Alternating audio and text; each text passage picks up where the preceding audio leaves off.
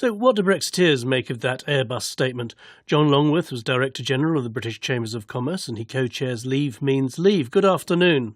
Good afternoon. Do you accept it's not Project Fear but a dawning reality? No, I don't accept that at all. Airbus have made this sort of statement before during Project Fear 1, during the referendum campaign. It's a French-run company with intrinsic links to the European Union.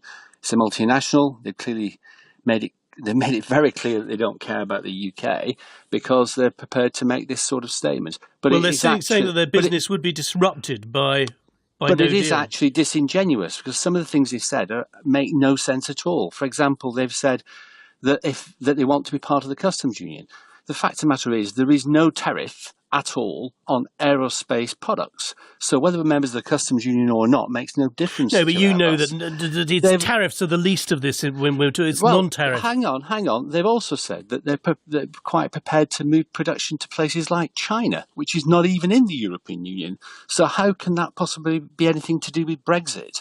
If this company makes those sorts of moves and claims it's about Brexit, then they're completely disingenuous. The fact of the matter is that the one thing that they are in fact correct on is that companies need certainty.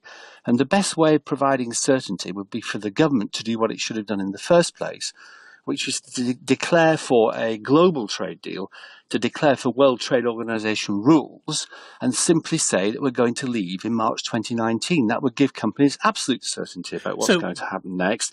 And right, can I just ask a specific? That is no deal. They say without European Aviation Safety Agency approval for things like production organisation approval, maintenance organisation approval, design organisation approval, they are really in a bad place. They won't be able to move parts. How do you think all the companies around the world get certification for planes to fly in Europe?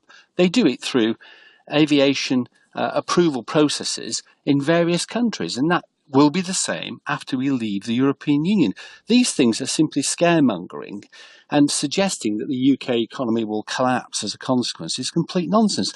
These are the same people who were saying that we would have massive unemployment, that the stock market would collapse, and that the economy would go to hell in a handcart. We heard one of their senior executives. None of those things were right. We heard one of their senior executives saying she is not a politician. This is a business statement. You're saying that is not true.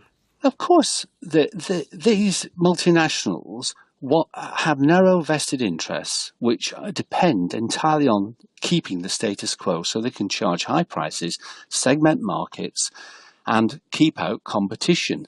Now, Economists for Free Trade produced a report last weekend, which I noticed the BBC didn't cover very strongly, which indicated that the UK economy would increase by 7% of GDP. That's like increasing the growth rate by a third every year for 15 years. If we simply go to WTO rules. What would you say to the small business person, Mark Summers, that I spoke to? A company employs about 60 people. He's worried about he can't make an investment because there's no clarity. I have sympathy with companies like that because you've got scaremongering going on by multinationals who have a vested interest and haven't got the UK interests at heart, who are trying to overturn the democratic process, and also a government that is not prepared to say, we're going to walk away from the table. Any business person going into a negotiation who is not prepared to walk away from the table has lost that negotiation before they even start. And actually, the government are doing nobody any favours by simply not saying to the European Union in the June Council, right, we're going to actually leave the European Union and move to World Trade Organization rules in March next year, but we're open to a trade deal if you wish to have one. And don't forget, World Trade Organization rules are the rules upon which most British exports take place and most trade around the world with the European Union takes place. Thanks. Because most of that trade is with countries outside the EU. John Longworth, thanks very much.